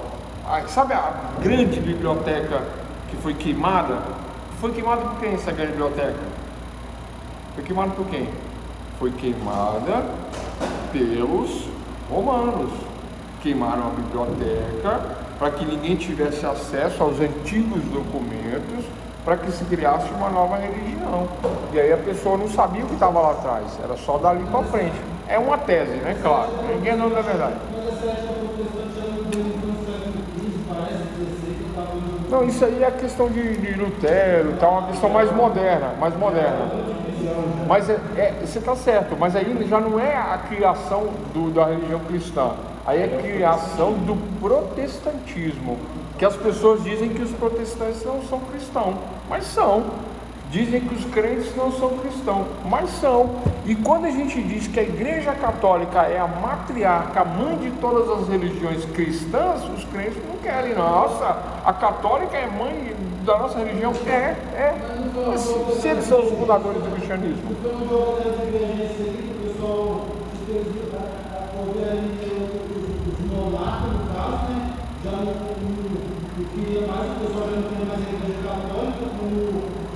É o protestantismo de Martinho Lutero, da igreja anglo-saxônica, da Inglaterra. É o protestantismo. São cristãos protestantes, né? Mas são cristãos. É o cristão que não aceita a missa em latim, que não aceita o catolicismo, que não aceita não comer carne na sexta-feira. Eles fazem um churrasco em protesto na sexta-feira. São os protestantes. Eu conheço protestantes. O cara na sexta-feira está todo mundo chorando, sem tomar banho, já uma semana, orando, aquelas tiazinhas bem antiguinhas, né? Que não lava nem o cabelo durante 40 dias. Chega na sexta-feira, o protestante ele faz um churrasco, fumaça pela vizinhança inteirinha, ainda liga música, né, dizendo, não, isso não tem nada a ver. Isso é protestante, protestantismo de Martinho Lutero. Você é evangélico, né? Eu acho que a gente está na igreja, mas é igual a legislação aqui, eu estou sabendo que ele é a legislação, mas sabe onde ela veio, está fundamento, é a mesma coisa. Só para fechar o Alcorão, então. Então, pessoal, o que é importante sabermos do Alcorão? É importante sabermos do Alcorão que essa codificação da norma no livro chamado Corão ou Alcorão, ela vem da inspiração do arcanjo Gabriel. Deus dita para o arcanjo Gabriel e o arcanjo Gabriel dita para Muhammad ou Maomé. Maomé ou Muhammad não sabe ler e escrever, dita para o escriba. Tipo telefone sem fio. Vocês entenderam, né, que dá nisso, né? Dá erros, né? Então, Deus dita para o anjo dita para o profeta dita para o escriba escreve aquilo que ele entendeu e se faz no Alcorão. Não estou fazendo crítica, jamais.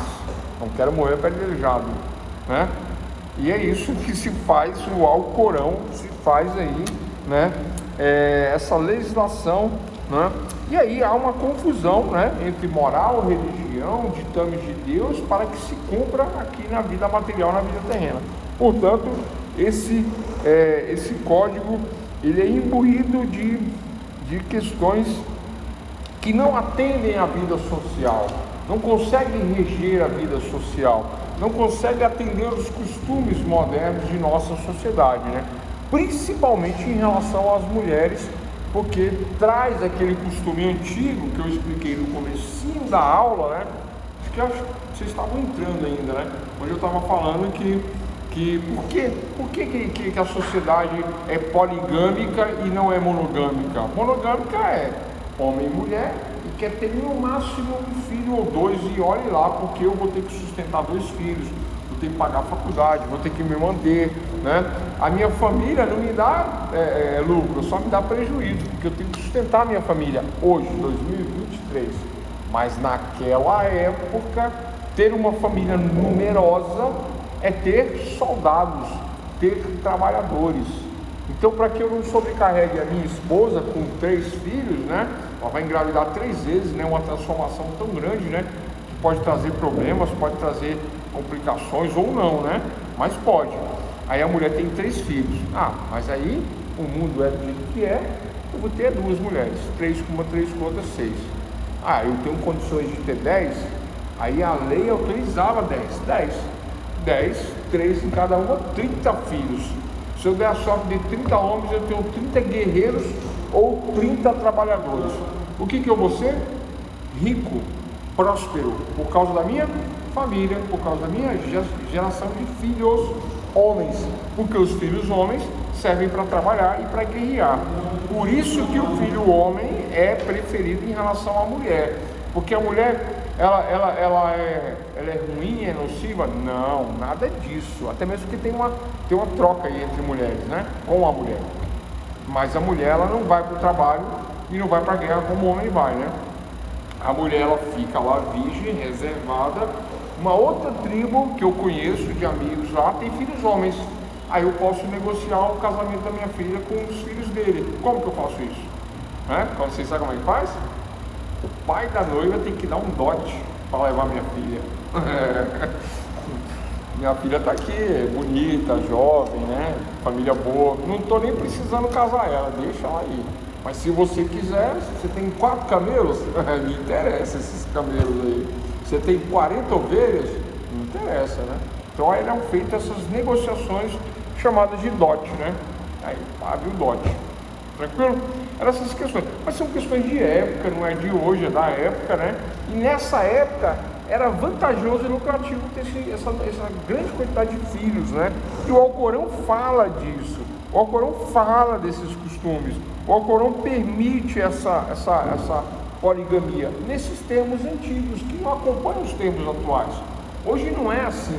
Hoje eu não posso ter 10, 15, 20, até mesmo porque, além agora de ser monoteísta, né, aí existe também uma outra questão agora de pacto de amor, né, de uma questão de fidelidade dentro de um casamento com outras regras, com regras que não são essas. Então, portanto, pessoal, para fechar aqui, o Alcorão, né, ele é puramente moral e religioso e vem ditar normas dentro da sociedade, normas jurídicas. Então ele nega uma sanção judicial justa, né, idônea, porque confunde aí moral e religião. Tranquilo? Então aí finalizamos aí essa aula de codificação antiga, tá? Amanhã nós vamos falar de codificação moderna. Pessoal, amanhã eu vou falar da Era da Codificação. Era da Codificação. Vou falar sobre o Código Civil da Prússia, né? Da Prússia, que é o que eu falei no comecinho da aula de hoje. Vou falar do Código de Napoleão, tá? O Código de Napoleão é considerado um dos códigos mais importantes de toda a humanidade, inclusive o nosso código, feito por Clovis B. Vilacqua, é cópia do Código de Napoleão, com modificações, lógico, para a nossa cultura, né? Vamos falar também do Código Civil da Áustria e vamos falar de polêmicas entre historiadores e estudiosos, né? Savigny, sobre codificação. Vamos falar do Código Civil brasileiro, tá? E aí vamos fechar essas questões da codificação, para na sexta-feira nós falamos de elementos técnicos dentro do direito, construção da norma e as questões técnicas, essas questões que vocês veem na televisão aí, sobre comissão de Constituição e Justiça, comissão técnica, né? Como se fazem as leis, né? Aí tem um político que vem e fala assim, se os homens soubessem como se fazem as salsichas e as leis, né? Ninguém comia salsicha e ninguém queria saber de política, né? E fechamos aí a nossa aulinha de hoje. Tranquilo, pessoal? E aí vocês já sabem, né? Tudo que nós falamos aqui vai ser cobrado na avaliação, né? Outra coisa, presença na aula, pessoal, é importante, né? Então, quem não veio já sabe. Eu não entendi, essa turma aqui tinha bastante aluno, diminuiu, né? O Juan, que era para estar lá no online, não está, né? Aqui presente, Aline, Simon, quem mais? Marcos. É Marcos? Quem? O Alisson, o Alisson foi pro terceiro, né? É só o Alisson que faltou, né? Tem que conversar com ele. Então, o Juan apareceu no Zap e depois achei que ele ia entrar no telepresencial, não entrou, né? Aí ele faltou ontem, falta hoje. Aí sexta-feira ele não vem por causa da religião, aí ele fica só com a presença de quinta, tá reprovado. Aí fala, pô, você é ruim, eu não sou ruim, né? Mas senhor, só tem 4 aulas, você faltou 2, você faltou 50%. Faltou 3, perdeu a matéria. Aí, como é que eu faço? Foi a polêmica que teve com aquele outro aluno, né? Que não assistiu aula nenhuma. Aí no dia que ele não assistiu aula nenhuma. Aí no dia da prova ele apareceu para fazer prova aqui. Aí eu falei, não, você vai fazer prova de quê? Você entende? Não assiste aula nenhuma, no dia da prova aparece. Fazer prova, mas fazer prova de quê? Vai ser avaliado do que não sabe, né? É uma pena, ele era um bom aluno, né? Mas é isso aí. Glaucia, boa noite a todos. Aos 15 anos é feito festa para exibir à sociedade. Eu nem vi isso no chat aqui, olha só, dotes ainda são pagos pelas mãos e mãos. Verdade, já tem ainda, né? Boa noite, Glaucia. Maravilha. Ciganos vivem sob dogmas. Poxa, a Glaucia fez vários comentários aqui que eu devia ter aproveitado na aula. Mas aí se eu aproveito, eu vou até meia-noite, porque eu falo demais, né? Gente, boa noite. Forte abraço a todos. Amanhã 7h30, viu? 7h30 amanhã. Eu não vou atrasar não, tá bom? Forte abraço aí.